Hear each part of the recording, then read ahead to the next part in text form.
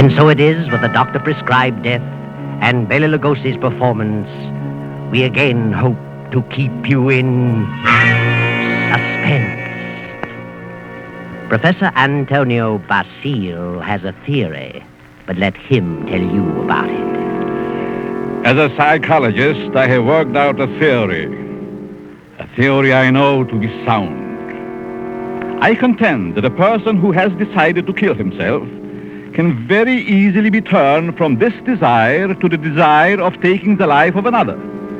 I can prove my theory, and if necessary, that is exactly what I will do.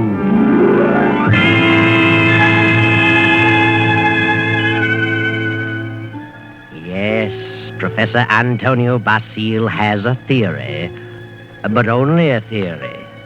And he's worried about what his publisher will say, so he visits the editor, whose name is Hellman. Hellman finishes the manuscript and tosses it on the desk. Professor Bacille leans forward eagerly and... Well, Hellman, what do you think? Professor Bacille, it's purely conjecture, simply a theory, and I wouldn't advise publishing it. I worked on that theory for a long time. I'm positive of it. I know it'll work. Suppose it will. What good is it? What good have you accomplished if you can prove it'll work?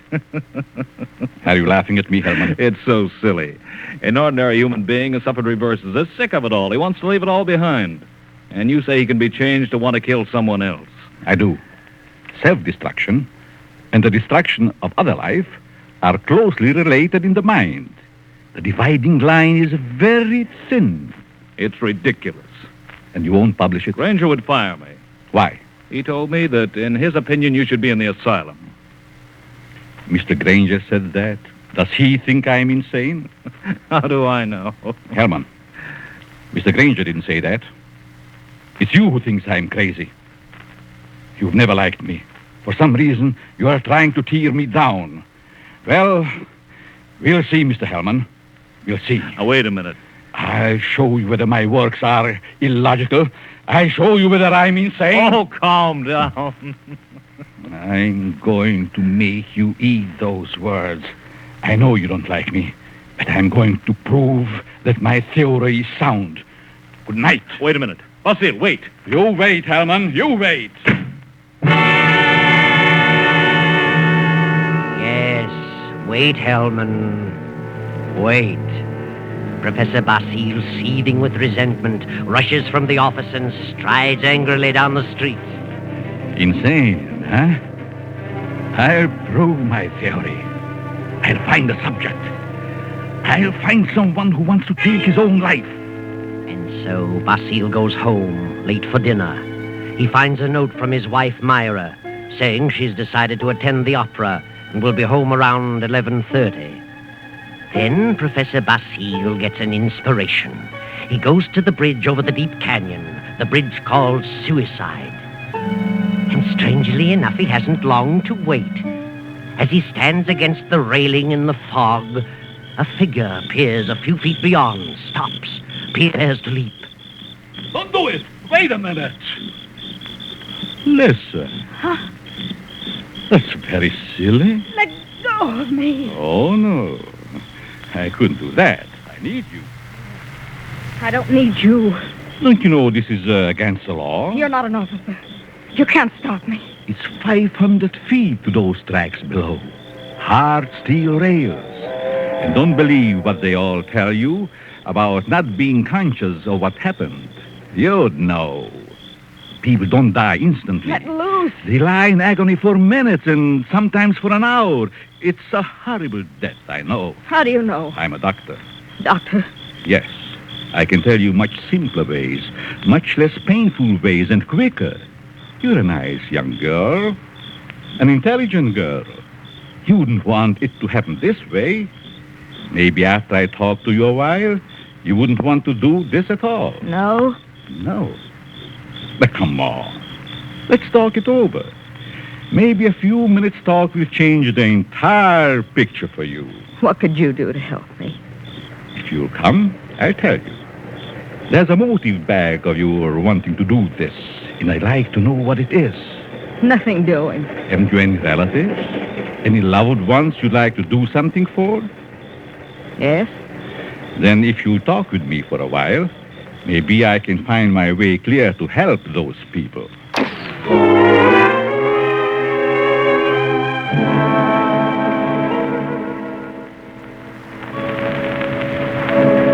Well, here we are.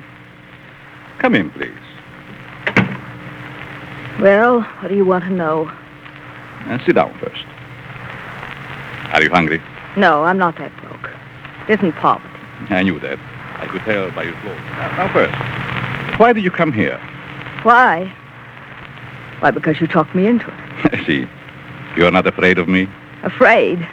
In my frame of mind. What could I lose? Suppose I told you that I really brought you here to kill you. Kill me? You know, you're a very pretty girl, don't you? Yeah? That doesn't always mean so much. To the right man, it might. That's what I thought. But I found out it didn't mean a thing. Ah, then it was because of a man. I knew it. Really? How did you guess? I'm a student of psychology. I'm Professor Antonio Bacille. I see. And you want to know what makes me tick. You want to know the reason behind my action tonight. That's right. I would like to know what happened to make you want to kill yourself. Suicide is a mental aberration. Yeah? I'd like to know what preceded the decision to destroy yourself and what you thought about until the moment I stopped you on the bridge. What good will that do me? You said you weren't broke, but you also said you had some loved ones you'd like to do something for. I meant I wasn't broke to the point of being hungry. I have a few dollars. But you suggested help for someone in larger terms. Yes, I did. Who is the loved one? My mother? You are her only means of support? Yes. And you intend to kill yourself? Yes. That's being selfish, isn't it? Selfish? Yes. You are concentrating solely on self. You think so? What else? The first law of human nature is self-preservation, right? I suppose so. The second law is the preservation of family. Yeah? So you decide to deny the first law and destroy yourself. And as a consequence, deny the second and leave your mother alone and in need. You indicate a form of insanity. What would be normal? To destroy the other person, the one who has done you wrong. Have you hurt him? No. Then the one who has done wrong should be the one to suffer. You have no legal recourse? Legal recourse? No, I haven't, I'm sorry to say. And you would kill yourself to let your poor mother suffer because of the wrong of another. Why shouldn't he be the one to suffer? I suppose you're right. Why shouldn't he? What happened after all? Why not tell me about it? Were you married? No. He never seemed to find time to get around to marriage. What's your name? Gladys. Gladys Tanner. How long had you known him? Almost 4 years. And you always thought he meant to marry you? Yes. Until 3 weeks ago. Yes? On July 1st, he had to leave town for a week on business. He said he was going to Kansas City. When he came back, he seemed to be too busy to see me. Then a week ago, I found a snapshot along with several others in his desk in his home. May I see it? Certainly. It's a picture of him and another woman. But the picture was not taken in Kansas City. It wasn't? No, it was taken on the beach at Atlantic City. And it's dated by the finisher, July 3rd. Since he returned, he's refused to see me. Yesterday, he finally said he didn't care to see me anymore. That I'd better forget him. But it isn't so easy as that, is it? No. I figured I'd done something. And blame myself. Do you know this blonde woman in this snapshot? No. Then it must be a woman he has met recently. You've known him for 4 years. I don't think you are to blame. He's the one in the wrong. And he should be made to suffer. How? You were going to kill yourself. Why should you? Kill him instead. He double-crossed you. He deserves it. Now, let me go a little deeper into the situation. Whenever a person has reached the conclusion to take his life,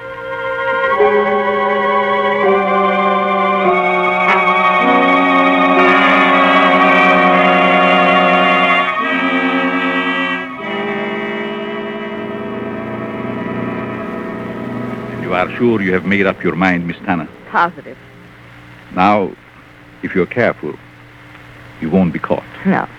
But whether you are or not, I'm giving you this check for $1,000 made out to cash to be sent to your mother only after the man is dead. Write his name on this pad. There you are. I will know what has happened by the newspapers. And I will be told payment until I learn that you have gone through with it. It'll happen tonight. Very well. You are sure? You are determined? Absolutely. Nothing could stop me. Very good. But just what would happen if I did get caught? You won't get caught if you follow my instructions. I know. Now, here is a small revolver. It'll fit easily in your purse. That's all you need. Be sure to wipe your fingerprints off and leave the gun near the body. Yeah. Well, goodbye, Dr. Bacille. Goodbye, Gladys, and good luck.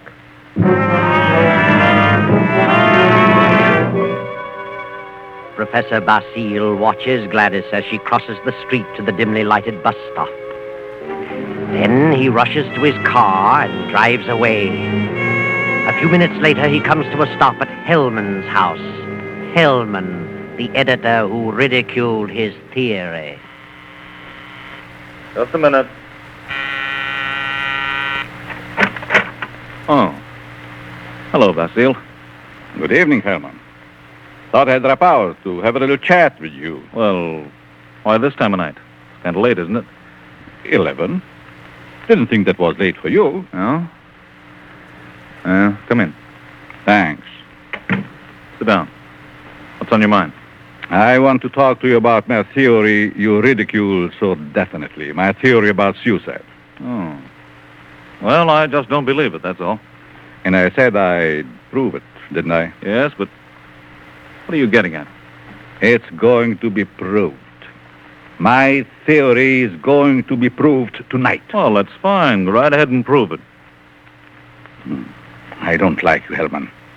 I never liked you. And I know you don't like me. I can't help that, Bacille. What are you staring at? Is there someone here with you? Certainly not. Why? That's a woman's purse on the Davenport. Oh, my secretary dropped by earlier this evening with the manuscript. She must have forgotten it. She's not here now? Of course not. Then I'll continue. I found a subject. Girl who was ready to commit suicide because a man jilted her. In a few hours, I was successful in changing her thoughts from suicide to homicide, and she is going to kill the man tonight. What do you think of that? There may be a dozen murders tonight. But you'll know which one I mean. You'll know about this murder. What do you mean? Because I'm going to tell you who the victim is going to be. You know who the intended victim is? Why don't you stop it? You're insane, Bacille, hopelessly insane. You think so, Herman? The whole idea is mad, too utterly ridiculous for words. No sane man would ever think of such a useless, senseless idea. And for heaven's sake, stop laughing. I'm thinking about the victim when he learned. Who is the victim? Martin Hellman. Me? Yes, you. I don't believe you. You will this time. Who is this girl? I know no girl who'd want to kill me. This one does. Now. Oh, nonsense. However, I wouldn't put it past you to hire someone to do something like this. No, this girl is no fake. This girl is serious, deadly serious. You probably hypnotized some poor woman, figuring she'd never remember what happened. Oh, Hellman, you underestimate me. Maybe I do underestimate your evil mind. But believe Put me... up your hands, Hellman. Get away from the desk. I'll just take care of that gun, Hellman. That's better. Well, since when did you start carrying a gun, Bacille? A gun? Don't be silly. This isn't a gun in my pocket. It's just my pipe. See? Well, what do you hear, Herman? Nothing. Oh, yes, you do. I heard it, too. A sound on the porch. I leave now. The back way. I put your gun in the kitchen. And I'll be very careful to remove all my fingerprints. You insane fool. Oh, fancy you. You, Herman, you are going to help prove my theory. Good night, Herman. Crazy devil. I'll have him locked up before he gets across town.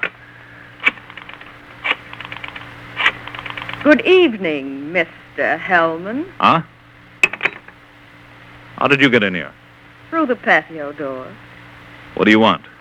I wanted to talk to you. Very strangely.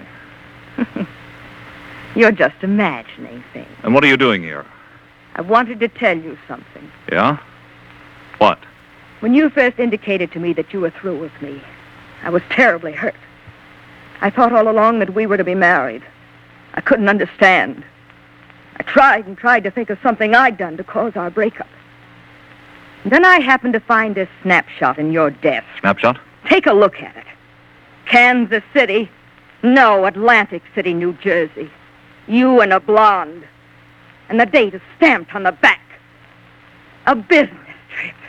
Ha! Well, what about it?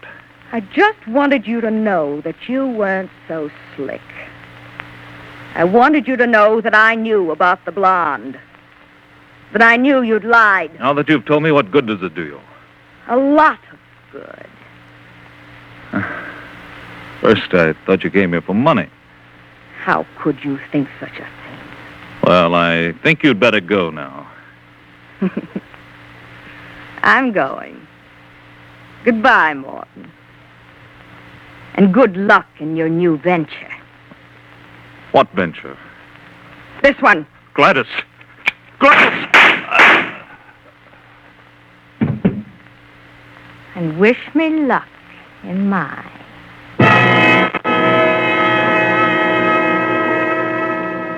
Gladys stands staring a moment at the body of Hellman, then wipes off the gun, drops it to the floor, takes the professor's check from her purse, steps to Hellman's desk and writes a note. Then she puts the note in an envelope with the check, addresses it, stamps it, turns out the lights, and steps out into the dark street. At the corner, she drops the envelope in the mailbox and disappears. Professor Bacille heard the shots. His theory worked. Hellman will torment him no more. The perfect crime. So he can go home to his wife now and go to sleep. Myra. Myra. Huh? What? Oh, Antonio. What are you doing asleep on the Davenport? Do you know what time it is? It must be after midnight. I've been waiting for you. How was opera? Oh, fair. Nothing to brag about. Who sang the lead? Bill Chiatti. He wasn't very good. Belgatti. Mm-hmm. He's a poor Othello. Othello? I thought they were doing Ida tonight. No, they switched because someone was ill. Oh, I just as soon have stayed home. Have a nightcap, Myra? No, thanks. I'm tired. I think I'll go to bed. I belong presently. Good night.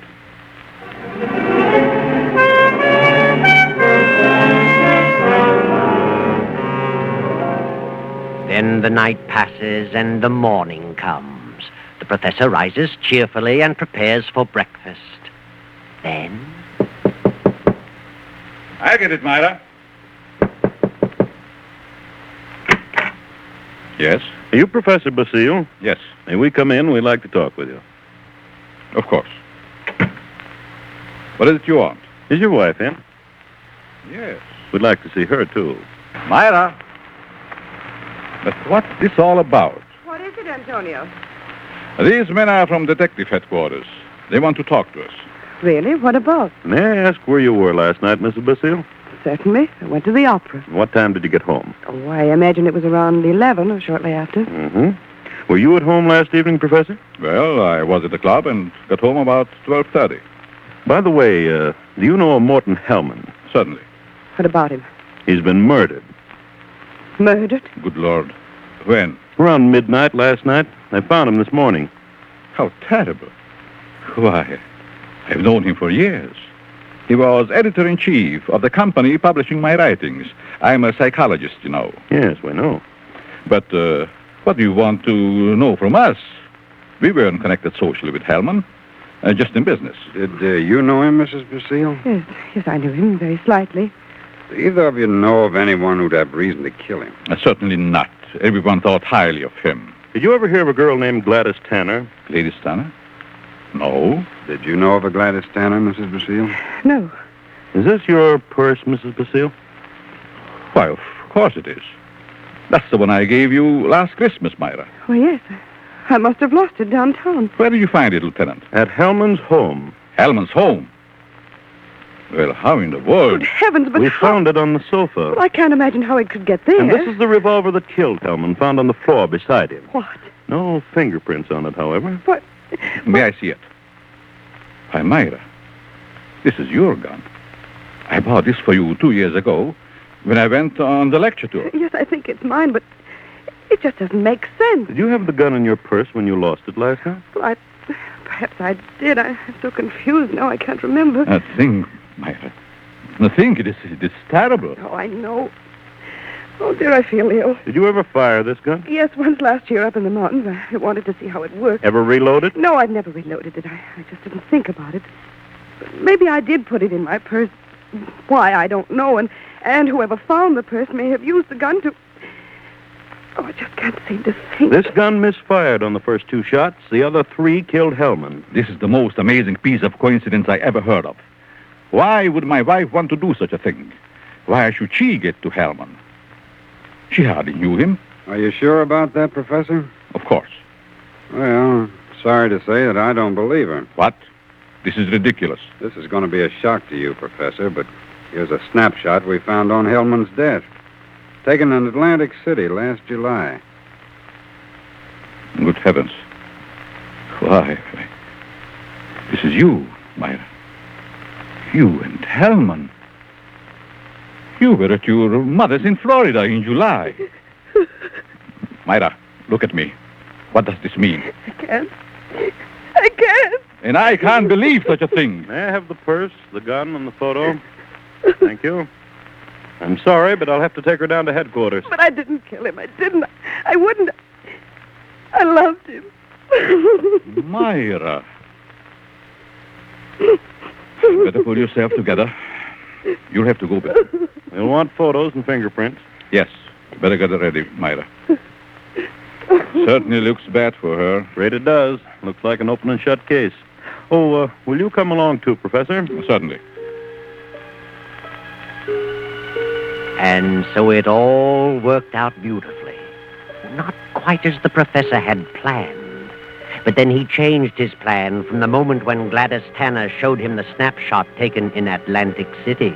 And he realized that the girl's fiancé was Hellman, and the blonde was Myra, his wife. He had no intention of allowing Gladys Tanner to kill Hellman until he saw that snapshot. And when he recognized Myra's purse in Hellman's home, he decided to let Gladys kill him and the blame be placed on Myra. The perfect crime. But several hours later, after fingerprints and many questions, the professor is just about to be dismissed when Sergeant Rankin steps into the room and speaks quietly to Lieutenant Davis. What is it, Rankin? I stayed at Basile's place, as you said. Well? A few minutes ago, a special delivery letter came for the professor. This'll knock your eye out. Read it. Huh? Well, this fits perfectly with the writing we were trying to make out on Hellman's desk blotter. Professor, here's a letter sent special delivery to you a few minutes ago, postmarked last night. Read it. Dear Professor Bacille, your theory worked a certain degree. You convinced me I should kill him.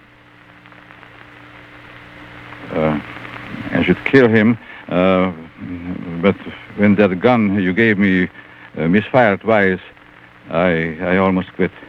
Go ahead, Professor. Read on. Then as I looked at him on the floor, the feeling of self-destruction came back. I'm going ahead with my plan. Here's your check. I won't need it. Besides, I lied to you. I lost my mother long ago. Better luck next time. Gladys, Tanner. And a half hour ago, they found her body beneath Suicide Bridge. Well, Professor, your perfect crime has failed. Failed. Yes, failed. Wonderful setup on paper, but your theory backfired and you're up for murder. But I didn't kill him. But you planned it, and you're as guilty as Gladys. She's paid her penalty, now it's your turn. No. I won't be hanged. Never! Grab him!